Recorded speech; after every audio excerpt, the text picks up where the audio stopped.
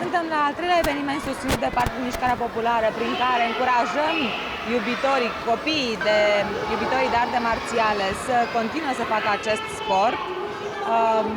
Este un sport care înseamnă foarte mult fair play, dar și un consum foarte mare din partea copiilor și a părinților. Îi felicităm că au venit astăzi aici la competiție, felicităm și părinții că îi încurajează să facă performanță, iar un viitor președinte trebuie să susțină mișcarea sportivă. Mă bucur că am fost ministrul care a susținut mișcarea sportivă, nu doar promovând-o, ci și construind infrastructură. Deci, suntem între tineri care au demonstrat că știu să se lupte. Am primit și o diplomă.